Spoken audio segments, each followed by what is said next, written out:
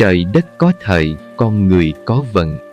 Trong dòng chảy vô tận của thời gian, vạn vật đều xoay chuyển theo một quy luật vô hình, nhưng không bao giờ sai lệch. Trời đất có thời, con người có vận. Mặt trời mọc rồi lặn, trăng tròn rồi khuyết, biển cả khi đầy lúc cạn, gió có ngày thổi mạnh rồi lại lặng yên. Thiên nhiên dạy cho con người một điều giản dị nhưng sâu xa. Mọi thứ đều có thời điểm của nó, và cuộc đời mỗi người cũng không nằm ngoài quy luật đó. Con người sinh ra đã gặp vận may, đi đâu cũng được quý nhân phù trợ. Lại có người phải lầm lũi giữa bão giông, gieo trồng mãi vẫn chưa thấy ngày hái quả. Nhưng đừng vội trách trời cao bất công, bởi mỗi người có một vận trình riêng mà không ai giống ai. Người khổ hôm nay có thể chính là người thành tựu ngày mai. Kẻ huy hoàng hiện tại nếu kiêu ngạo mà quên mất đạo lý thì cũng có thể sa sút chẳng ai ngờ. Thời chưa đến, dù cố mấy cũng chưa thể nở hoa. Vận chưa thông, dù tài giỏi cũng khó vươn xa. Điều quan trọng không phải là bạn đang ở trong vận xấu hay tốt, mà là bạn có biết chờ thời, giữ đạo làm người và gieo nhân lành hay không. Trời đất xoay vần, khi đông qua thì xuân sẽ đến, khi mưa dứt thì nắng sẽ lên. Con người cũng vậy, ai biết nhẫn nại, kiên tâm, làm việc thiện, sống bằng cả tấm lòng chân thành thì sớm muộn gì cũng được vận chiếu rọi. Vì vậy, khi cuộc đời cho bạn nghịch cảnh, hãy coi đó là một phần của thời gian rèn luyện. Đừng nản chí, đừng ghen tị với ai đang gặp thời. Thay vào đó, hãy âm thầm trồng gốc rễ, chăm tưới mầm lành, để đến khi trời cho thời, bạn đã sẵn sàng mà vươn lên như một kỳ tích. Hiểu vận, biết thời, tu đúng cách. Cuộc sống không phải lúc nào cũng thuận buồm xuôi gió. Có những người tưởng như chỉ cần một bước là chạm tới thành công, nhưng rồi mọi thứ lại sụp đổ trong phút chốc. Ngược lại, có người lặng lẽ, âm thầm đi qua từng ngày gian khó, cuối cùng lại vươn lên rực rỡ giữa bao ngỡ ngàng. Vì sao? Vì họ hiểu được vận mệnh là thứ đến từ cả bên ngoài lẫn bên trong. Thời là thiên thời, vận là nhân quả. Người thuận thiên thời nhưng không tích đức, không tu tâm, sớm muộn cũng tự đánh mất thời cơ. Người chưa gặp thời nhưng sống có tâm, có đức vẫn được âm thầm tích phúc mà đợi ngày đổi vận. Đừng tìm cách cưỡng cầu thời vận, cũng đừng cố gắng đốt cháy giai đoạn để đạt được thứ không thuộc về mình. Trời đất không bao giờ phụ người biết sống đúng đạo làm người.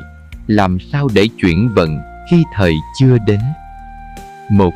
Làm điều thiện, không mong cầu quả báo sớm. Giống như trồng cây, hôm nay gieo, không phải mai đã gặt. Nhưng nếu không gieo, thì cả đời sẽ trắng tay. Thiện hành tích tụ từng ngày chính là vốn quý để trời ban phước lành. 2. Biết nhẫn nhịn, không so đo thiệt hơn. Vận xấu mà nổi nóng, than trách chỉ khiến mọi việc thêm bế tắc.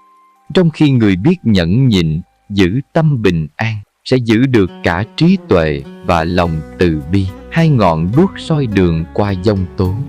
3. Tâm không tham, trí mới sáng. Nhiều người khổ không phải vì vận xấu, mà vì tham quá mức, muốn giàu nhanh, muốn thắng lớn, muốn hơn người.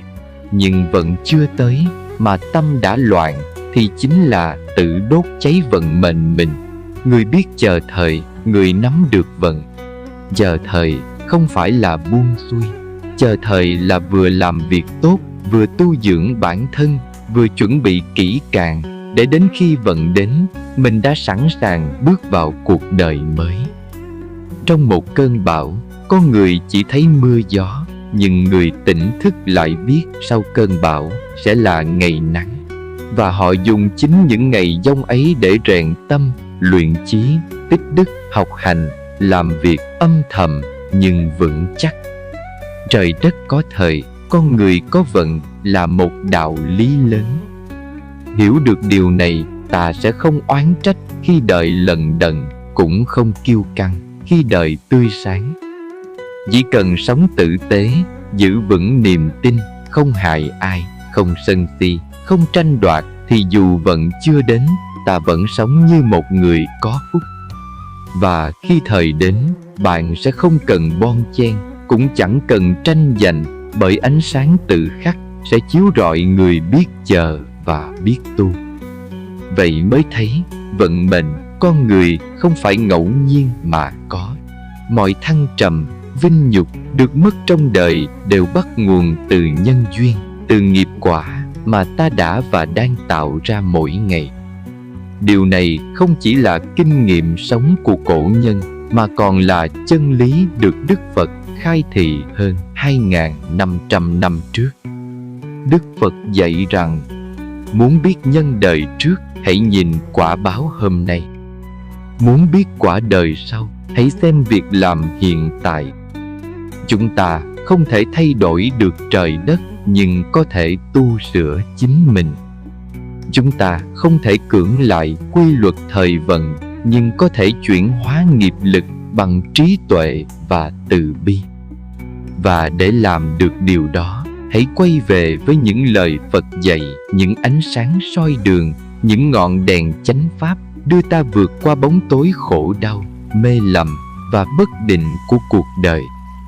Có những lúc giữa bộn bề cuộc sống, bạn cảm thấy tâm mình lạc lõng như con thuyền giữa biển khơi, không bến đỗ. Có những khi giữa tiếng ồn ào vội vã, bạn chỉ muốn tìm về một nơi thật tĩnh lặng để lắng nghe chính mình. Và cũng có những ngày lòng bạn đầy rối ren, không vì lý do gì rõ ràng, chỉ là một cảm giác nặng nề đang lặng lẽ len vào từng hơi thở. Nếu bạn đang cảm thấy như vậy, thì có lẽ đây là lúc bạn nên dừng lại một chút để lắng nghe những lời dạy từ bậc giác ngộ.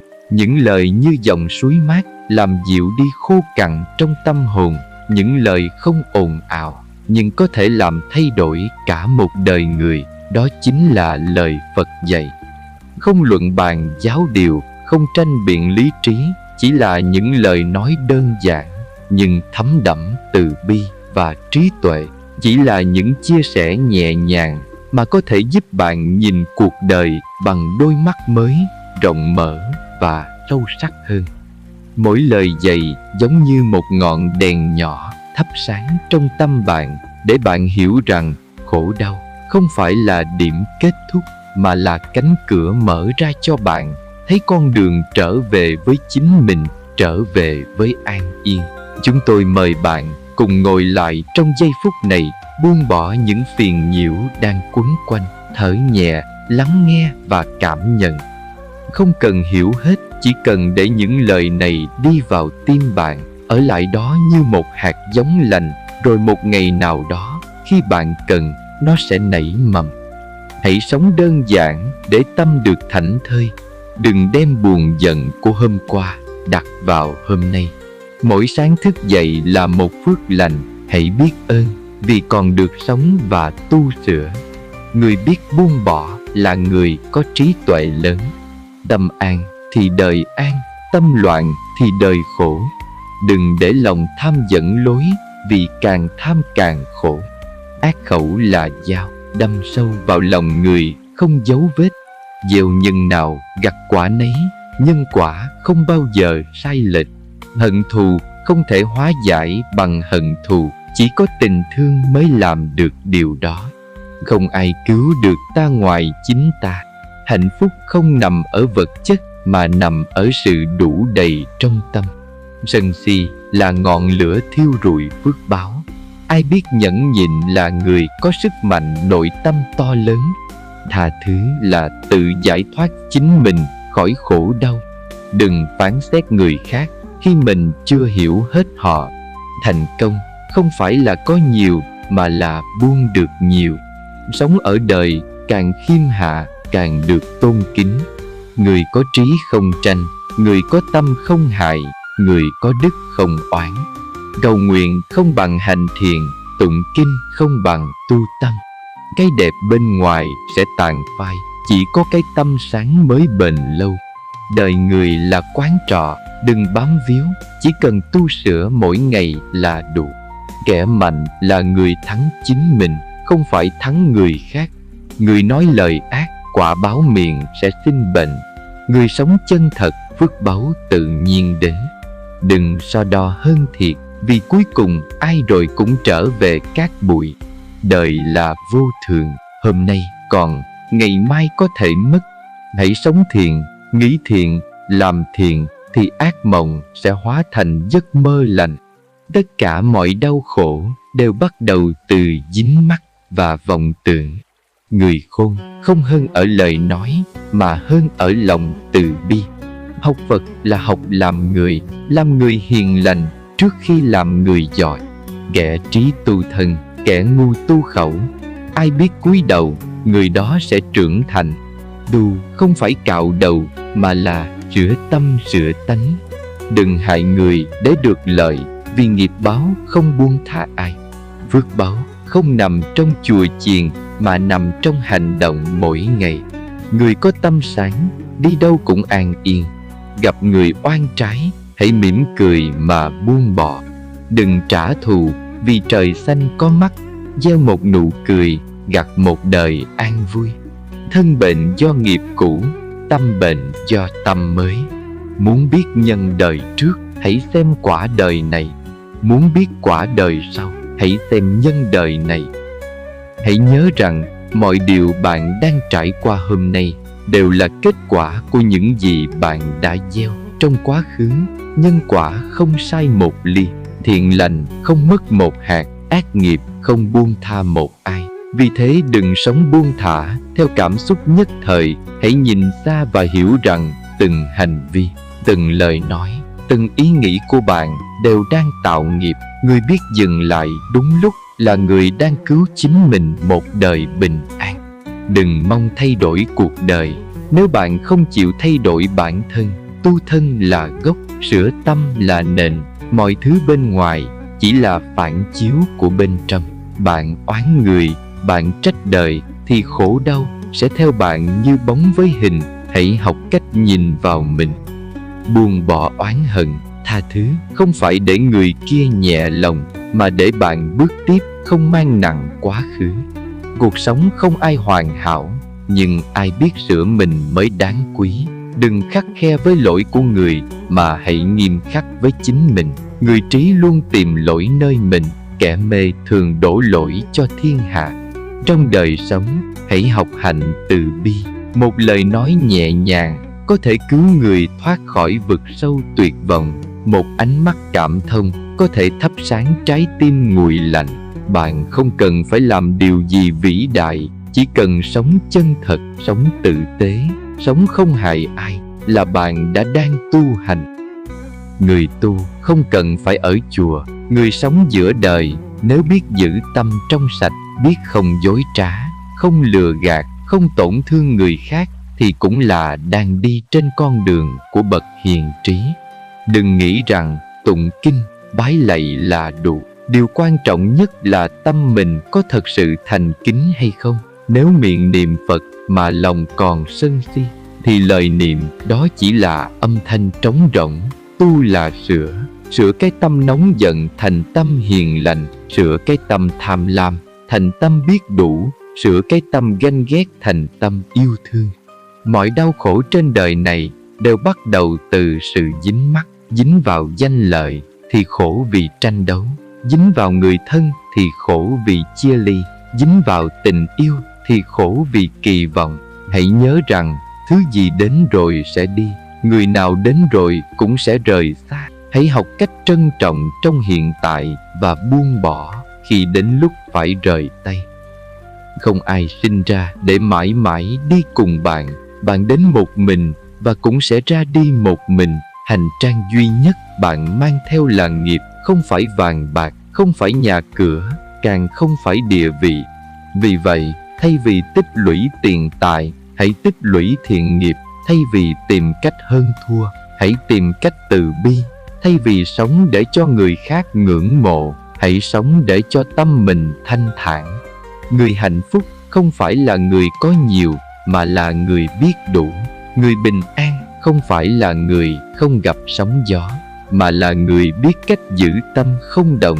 Khi bão giông đến, tâm an thì cảnh cũng an. Tâm loạn thì dù giữa hoa thơm cỏ lạ vẫn thấy ngột ngạt.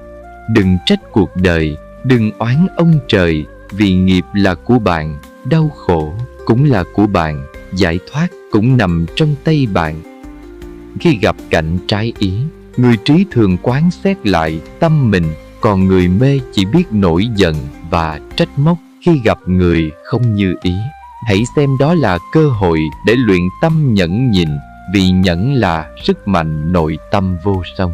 Người biết nhẫn sẽ giữ được phước, người mất nhẫn sẽ thiêu rụi hết công đức đã tích.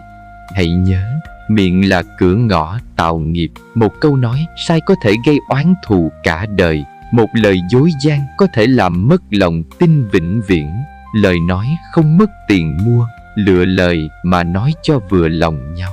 Nhưng không phải nói để nịnh bợ, mà nói bằng cái tâm chân thật, tôn trọng và tử tế. Đừng cười trên nỗi đau người khác, vì đời là vô thường. Hôm nay người khổ, ngày mai có thể là bạn. Hãy đối xử với mọi người như cách bạn muốn được đối xử. Gieo thiện lành thì gặt an yên. Trong lòng người có gì, cuộc đời họ sẽ có thứ ấy. Tâm đầy thù hận thì nhìn đâu cũng thấy kẻ thù. Tâm đầy yêu thương thì đi đâu cũng thấy người tốt. Đừng mong thay đổi thế giới nếu bạn chưa thay đổi chính mình. Sống ở đời, thứ cần nhất không phải là tài năng, không phải là sắc đẹp, mà là cái tâm biết sống vì người, biết nghĩ cho người. Người càng sống ích kỷ càng thấy cô đơn, người càng sống vì người càng được yêu thương.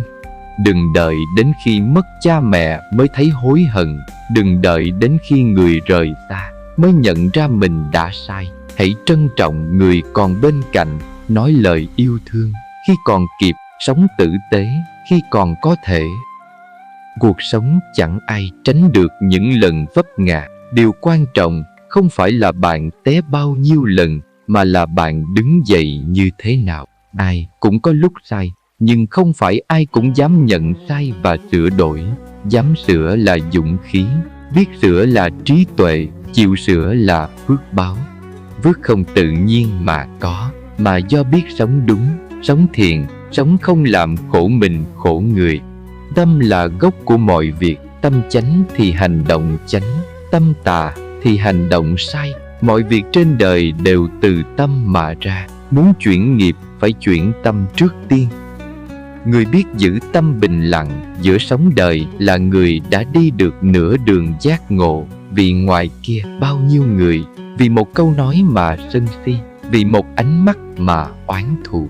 Chỉ cần bạn chịu dừng lại một chút, nhìn vào trong mình, bạn sẽ thấy hạnh phúc thật ra không nằm ở thứ bạn đang theo đuổi, mà nằm ở sự thảnh thơi trong tâm. Hãy sống chậm lại, quan sát từng ý nghĩ khởi lên. Đừng để tâm dắt bạn đi vào ngõ tối. Cũng đừng để lòng phẫn nộ khiến bạn đánh mất phước báu đang có. Mỗi lần bạn nhìn được là một lần bạn vượt qua chính mình. Mỗi lần bạn chịu buông là một lần bạn mở cửa tự do. Sống giữa đời, ai cũng có lúc bị hiểu lầm, bị tổn thương, bị phản bội. Nhưng bạn không thể để những điều đó kéo bạn đi xuống. Hãy nhìn mọi thứ như một bài học. Người làm sai với bạn là người đang dạy bạn về sự tha thứ. Người bỏ rơi bạn là đang dạy bạn về sức mạnh độc lập. Người chê bai bạn là đang giúp bạn nhận ra bản thân cần vững chãi hơn nữa. Cuộc đời này không có ai là vô tình đến rồi đi. Tất cả đều mang một vai trò trong tiến trình trưởng thành của bạn. Người sống biết ơn sẽ luôn thấy đủ. Người biết đủ sẽ luôn thấy vui. Đừng đợi đến khi mất đi mới học cách trân trọng. Hôm nay bạn còn thở, còn đi, còn thấy ánh sáng là đã đủ lý do để mỉm cười. Mỗi khoảnh khắc bạn đang sống là một món quà quý giá. Hãy dùng nó để tạo ra phước lành, để tu tâm dưỡng tánh, để yêu thương đúng cách. Sống tử tế không phải vì ai khác, mà là vì chính bạn. Bạn gieo gì hôm nay mai bạn gặt lại đúng điều đó. Người sống hiền lành sẽ không sợ trời cao. Người sống chân thật sẽ không sợ nghiệp lực. Hãy tin rằng luật nhân quả không bỏ sót bất kỳ ai, chỉ là đến sớm hay muộn mà thôi. Lời Phật dạy không phải để đọc cho hay, mà là để hành cho đúng. Đọc ngàn quyển kinh không bằng sống đúng một chữ tâm. Tụng kinh gõ mõ không bằng giữ lòng ngay thẳng. Đến chùa lễ Phật không bằng ở nhà phụng dưỡng cha mẹ. Đừng chạy theo hình thức mà quên mất gốc rễ. Tu hành không phải để người khác khen mình là người tốt, mà là để chính mình không thẹn với lương tâm, không làm điều sai trái, không gieo nghiệp xấu. Sống sao cho khi nhắm mắt không sợ hãi, đó mới là con đường đúng. Đừng vội mừng khi thấy kẻ xấu bị trả báo, cũng đừng đau lòng khi thấy người ác hưởng giàu sang. Vì mỗi người đang đi trên một tiến trình khác nhau. Có người nghiệp đến sớm, có người phải trải qua thêm vài kiếp mới thấy được quả. Nhưng đã gieo thì chắc chắn sẽ gặt. Chỉ cần bạn giữ tâm lành, làm việc thiện, không oán không hận, rồi phước sẽ đến theo cách nhẹ nhàng nhất. Tâm là chủ, nghiệp là bạn đồng hành. Bạn nghĩ gì sẽ dẫn bạn đến đó. Bạn làm gì sẽ dẫn bạn trở thành người như thế. Muốn sống an yên không cần phải đi đâu xa, chỉ cần quay vào chính mình, nhìn rõ từng vọng tưởng, rồi từ từ buông bỏ. Người đời hay chạy theo hư danh mà quên mất mình đang mất dần thời gian quý giá. Mỗi ngày trôi qua là một ngày ngắn lại tuổi thọ. Vậy mà người ta cứ mãi mê hơn thua, mãi mê tranh giành, để rồi cuối cùng nhận ra chẳng có gì mang theo khi chết, chỉ có nghiệp là đi cùng. Đừng để khi rời khỏi cuộc đời này rồi mới tiếc. Hãy sống sao cho nhẹ nhàng, cho thanh thản, để nếu mai này có nhắm mắt xuôi tay cũng không oán trách điều gì. Người nói lời ác, khẩu nghiệp sẽ nặng. Người nghĩ điều xấu, ý nghiệp sẽ trói buộc. Người làm điều bất thiện, thân nghiệp sẽ gieo quả khổ. Hãy giữ ba nghiệp thân, khẩu, ý trong sạch thì phước sẽ đến tự nhiên như nước chảy về nguồn. Sống đơn giản, nghĩ thiện, làm điều đúng. Bạn không cần cầu xin điều gì cả, vì luật nhân quả sẽ tự đền đáp bạn bằng những gì bạn xứng đáng. Đừng sợ người ác, hãy sợ lòng mình đổi thay. Vì chỉ cần một ý niệm sai cũng đủ đưa bạn đi lạc cả đời. Giữ được một tâm an giữa vạn điều bất ổn là bản lĩnh lớn nhất của đời người. Người biết giữ tâm không động, miệng không nói lời ác, thân không làm điều xấu, người đó đã là bậc hiền nhân giữa đời. Hãy nhớ rằng mỗi ngày bạn còn sống là một cơ hội để sửa sai. Đừng vì một lỗi lầm mà tự dằn vặt mãi mãi. Điều quan trọng là sau lỗi lầm, bạn có đủ dũng khí để đứng dậy và làm lại không? Phật không trách bạn sai, Phật chỉ thương bạn mê. Đời không trách bạn vấp ngã, đời chỉ buồn nếu bạn không chịu học được gì từ vết thương đó. Vì vậy đừng bỏ cuộc, đừng tuyệt vọng. Hãy đứng dậy, lau khô nước mắt và tiếp tục đi tiếp. Càng đi trong chánh niệm, bạn càng gần ánh sáng. Không có ai là hoàn hảo, cũng không ai là vô dụng. Mỗi người đều có giá trị riêng nếu biết sống đúng pháp. Người sống theo lời Phật dạy, dù không giàu có về vật chất, nhưng sẽ luôn giàu có về tâm hồn. Không có gì quý hơn một tâm hồn thanh sạch, một tấm lòng từ bi, và một cuộc đời không làm khổ mình khổ người. Tất cả những gì bạn gieo hôm nay sẽ kết thành quả ngọt cho mai sau. Nếu chưa thấy hoa nở thì đừng vội buông tay. Chỉ cần tiếp tục sống thiện lành, đất tâm bạn sẽ tự nở ra mùa xuân phước báu. Khi bạn sống bằng lòng từ bi, mọi nơi bạn đến sẽ là ánh sáng. Người có từ bi không phải là người yếu đuối, mà là người có sức mạnh lớn lao vượt lên hận thù và trả đũa.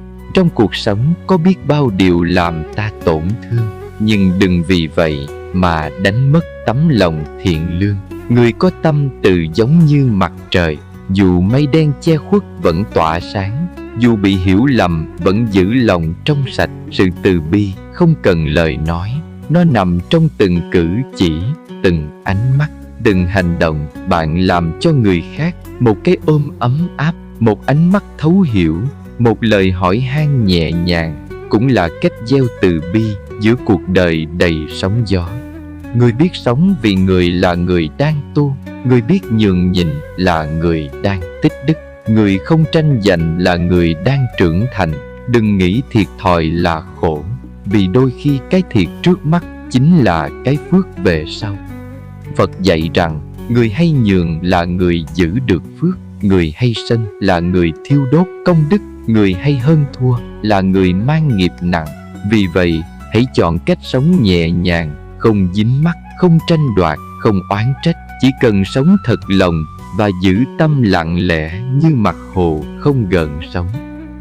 Bạn không cần phải đi tìm bình yên ở một nơi xa. Bình yên không nằm ở nơi chốn, nó nằm ở cách bạn đối diện với đời. Một người sống giữa núi rừng mà tâm còn vọng tưởng thì cũng bất an như người sống giữa phố thị xô bồ. Nhưng người sống giữa bon chen mà tâm luôn vững chãi thì đó là người tu giữa đời. Người như vậy mới là người đáng quý. Tu không phải trốn tránh, tu là đối diện mà không bị cuốn theo. Không để lòng sân si kéo mình đi lạc, không để lòng tham làm mờ lý trí, không để cái tôi khiến mình làm khổ người khác. Tâm càng rộng thì càng chứa được nhiều, người càng khiêm hạ thì càng được tôn trọng. Như cây lúa chín cúi đầu, người càng học đạo càng biết mình còn thiếu, người càng biết tu càng không chê bai ai. Vì hiểu rằng mỗi người đều mang nghiệp riêng, đang trên hành trình trả nợ và học bài học cuộc đời riêng biệt. Người trí không bao giờ so sánh, vì họ biết mọi so sánh đều là vô minh. Khi bạn chịu nhìn sâu vào nỗi đau, bạn sẽ thấy nó không đáng sợ như bạn tưởng. Khổ đau chỉ lớn khi bạn cố tránh né nó, càng trốn chạy càng bị nó rượt đuổi. Hãy dừng lại, thở thật sâu và ôm lấy nó bằng chánh niệm. Nỗi đau sẽ dần tan như sương gặp nắng. Sự tỉnh thức là ánh sáng duy nhất có thể xua tan bóng tối của khổ đau. Bạn không thể thay đổi được người khác, không thể bắt thế gian theo ý mình, nhưng bạn có thể thay đổi chính mình. Bạn có thể chọn buông thay vì nắm, chọn hiểu thay vì giận, chọn tha thứ thay vì oán hận. Và mỗi lần bạn chọn đúng là một lần bạn bước gần hơn tới giác ngộ. Người biết sống chánh niệm sẽ không bị quá khứ kéo lùi, không để tương lai làm lo lắng, mà chỉ sống trọn vẹn trong hiện tại. Vì hiện tại là món quà quý nhất mà bạn đang có. Đừng đánh mất nó bằng những suy nghĩ vô ích. Bạn lo lắng cũng không thay đổi được điều gì, bạn oán giận cũng không làm người kia tổn thương, chỉ làm bạn khổ thêm. Vậy sao không sống nhẹ nhàng? Sao không chọn mỉm cười với tất cả những gì đang diễn ra? Mỗi sự việc đều mang một bài học, mỗi con người đều là một vị thầy, mỗi nỗi đau đều là một cánh cửa mở ra sự trưởng thành. Nếu bạn đủ tỉnh để nhìn nhận, bạn sẽ thấy đời không còn là khổ, mà là một trường học lớn để bạn rèn luyện từng ngày. Người đời thường chạy theo hạnh phúc nhưng không hiểu rằng hạnh phúc thật sự là dừng lại đúng lúc, biết đủ đúng thời và buông bỏ đúng chỗ. Bạn không cần nhiều để hạnh phúc, bạn chỉ cần biết ơn những gì mình đang có. Bạn không cần tất cả mọi người phải yêu quý bạn, bạn chỉ cần giữ cho mình không ghét ai, không oán ai, không làm khổ ai. Như thế là đã đủ. Sống không thẹn với trời, không thẹn với lòng, sống giản dị mà không hèn yếu, sống mạnh mẽ mà không cay độc, sống từ bi mà không ngu muội. Đó mới là chân lý mà Đức Phật đã dạy hơn 2000 năm qua. Cuộc đời này là vô thường, mọi thứ đều thay đổi. Người đến rồi đi, vật có rồi mất, danh tiếng lên rồi xuống. Chỉ có tâm bạn là thứ bạn có thể làm chủ thật sự. Nếu bạn không học cách làm chủ nó, thì bạn sẽ làm nô lệ cho cảm xúc, cho hoàn cảnh, cho những lời khen chê của người khác. Người sống mà luôn bị dao động bởi ngoại cảnh là người chưa hiểu được đạo. Người biết an trú nơi tâm mới là người sống tự do. Tự do thật sự không nằm ở bên ngoài, mà nằm ở khả năng buông bỏ những ràng buộc trong lòng mình. Khi bạn học cách buông bỏ, bạn sẽ thấy lòng mình nhẹ đi từng chút, giống như gió cuốn bụi mù tan biến. Những điều khiến bạn đau khổ thật ra không phải là sự việc, mà là cách bạn nhìn nhận nó. Nếu bạn nhìn bằng tâm sân hận, mọi chuyện sẽ thành bi kịch. Nếu bạn nhìn bằng tâm từ bi, mọi chuyện đều có thể hóa giải. Phật dạy rằng không ai có thể làm khổ bạn nếu bạn không cho phép. Đau khổ là lựa chọn, an yên cũng là lựa chọn. Bạn chọn điều gì, cuộc đời bạn sẽ phản chiếu điều đó. Người có trí tuệ sẽ luôn quay vào soi xét bản thân trước khi trách móc người khác. Bạn không thể kiểm soát miệng đời, nhưng bạn có thể kiểm soát phản ứng của mình. Người càng tu lâu càng ít nói. Người càng hiểu đạo càng ít tranh luận, vì họ biết rằng không cần phải thắng ai cả, chỉ cần thắng chính mình là đủ. Tâm càng tĩnh thì phước càng sâu. Người sống không toan tính là người đang gieo duyên lành. Bạn đừng sợ bị thiệt, đừng sợ bị hiểu lầm, vì quả báo không nằm ở lời người khác nói, mà nằm ở hành động và tâm ý của bạn. Nếu bạn sống thiện lành thì dù có bị chê bai cũng không tổn phước. Ngược lại, nếu bạn sống giả dối, dù người khác khen ngợi thì nghiệp vẫn theo bạn như bóng theo hình. Hãy học cách sống như nước, mềm mại nhưng mạnh mẽ, không tranh giành nhưng không bị cản trở. Nước đi đâu cũng để lại sự mát lành. Bạn cũng vậy, hãy đi qua đời người khác như một làn gió dễ chịu, để dù chỉ gặp nhau một lần, họ cũng cảm thấy nhẹ nhàng hơn khi rời đi. Người có tâm bao dung là người hiểu rằng ai cũng có lúc sai, có lúc yếu lòng, không ai sinh ra đã hoàn hảo, kể cả bạn. Vì vậy, hãy dùng đôi mắt hiểu và trái tim thương để nhìn người. Đừng vội kết luận, đừng vội trách móc. Ai làm sai rồi cũng sẽ tự trả nghiệp. Việc của bạn là giữ tâm không oán, giữ lòng không sân, giữ cuộc đời không dính mắc. Người càng ghét bạn càng cần bạn bình thản. Người càng làm tổn thương bạn càng cần bạn không đáp trả. Vì chỉ khi bạn ngưng trả đũa, nghiệp mới dừng lại, vòng xoáy khổ đau mới tan đi. Cuộc sống này không ai tránh được khổ, nhưng có người chọn khổ vì chấp, có người chọn an vui vì hiểu. Bạn hãy chọn hiểu để sống, chọn học để trưởng thành, chọn từ bi để hóa giải. Không cần cầu kỳ, không cần hình thức, chỉ cần mỗi ngày sống một chút tốt hơn hôm qua, nói một lời nhẹ nhàng hơn hôm qua, nghĩ một điều thiện lành hơn hôm qua. Thế là đã tiến tu rồi. Đức Phật từng nói rằng một ngọn đèn có thể thắp sáng hàng ngàn ngọn đèn khác mà không bị giảm đi ánh sáng của mình. Bạn cũng vậy, hãy lan tỏa lòng tốt, lan tỏa sự hiểu biết, lan tỏa chánh niệm. Bạn không mất gì cả, mà thế gian sẽ ấm hơn từng chút một. Người thật sự hiểu đạo sẽ không đi rao giảng, mà sống đạo qua từng hành động, từng lời nói, từng cách ứng xử mỗi ngày. Bạn không cần hô to mình tu hành, người ta sẽ tự cảm nhận được từ năng lượng bạn mang theo. Năng lượng của sự bình an, sự nhẹ nhàng, sự điềm tĩnh giữa những xáo động cuộc đời. Hãy nhớ rằng phước báu không sinh ra từ nơi náo nhiệt, mà sinh ra trong từng việc nhỏ bạn làm với tâm thiện lành. Khi bạn giúp ai đó bằng lòng chân thật, khi bạn tha thứ cho ai đó không cần lý do, khi bạn nhường nhịn dù bạn đúng, khi bạn âm thầm cầu chúc điều tốt lành cho người khác, thì bạn đang gieo những hạt giống phước lớn hơn bạn tưởng. Sống trên đời, đừng mong người khác hoàn hảo, cũng đừng mong mình hoàn hảo. Chỉ cần bạn luôn tự nhắc mình, mỗi ngày là một cơ hội để tốt hơn, bạn đã không sống uổng. Người ta có thể cười bạn hôm nay, nhưng không ai ngăn được nghiệp quả ngày mai. Bạn cứ đi đúng đường, cứ giữ lòng ngay. Đừng để những lời nói sai lệch làm bạn dao động. Đừng để những điều trái ý khiến bạn mất chánh niệm. Mỗi lần bạn giữ được tâm không động, trước sóng gió là một lần bạn tiến gần hơn tới giác ngộ. Người sống có tuệ giác là người không bị chi phối bởi lời khen chê, vì họ hiểu rằng những gì người khác nói ra phản ánh nội tâm họ nhiều hơn là giá trị thật của mình. Bạn không cần cố gắng chứng minh gì cả, chỉ cần sống sao cho ngay thẳng, thật lòng, làm điều đúng, nói lời lành, nghĩ điều thiện.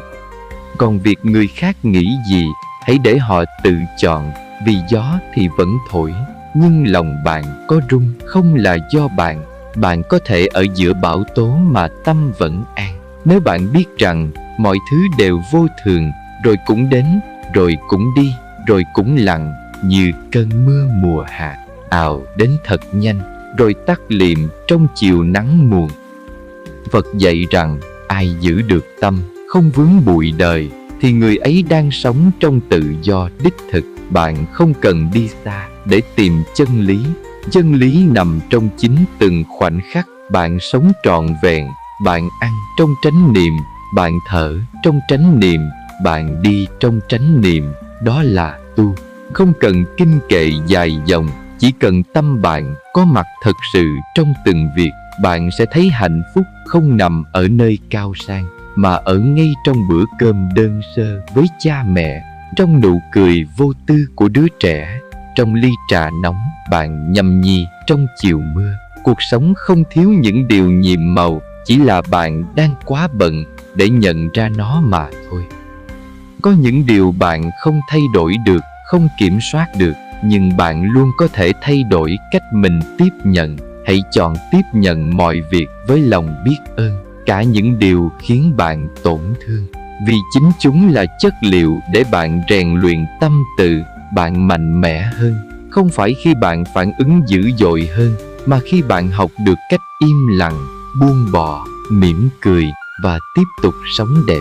Ai làm tổn thương bạn sẽ nhận quả báo, còn bạn nếu giữ được tâm không sân thì sẽ nhận được phước đức lớn hơn cả. Sự trả thù, người không dính vào sân hận là người đang phá bỏ phiền phức khổ đau.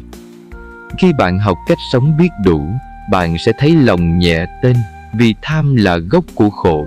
Bạn càng muốn nhiều thì càng mệt mỏi, càng giữ chặt thì càng đau. Sống biết đủ không phải là thiếu ý chí, mà là hiểu được đâu là đủ, đâu là quá, đâu là cần, đâu là thừa. Bạn có thể có ít nhưng vẫn thấy đủ nếu bạn biết trân quý. Bạn có thể có nhiều mà vẫn thiếu nếu bạn không ngừng so sánh. Phật dạy rằng biết đủ là giàu, biết buông là an, biết nhường là phước, biết nhẫn là trí. Bạn không cần đi tìm thêm, chỉ cần buông bớt. Người có phước không phải là người có nhiều tiền, mà là người có nhiều cơ hội làm việc thiện, có nhiều thời gian bên người thân, có nhiều lúc tâm hồn được thảnh thơi.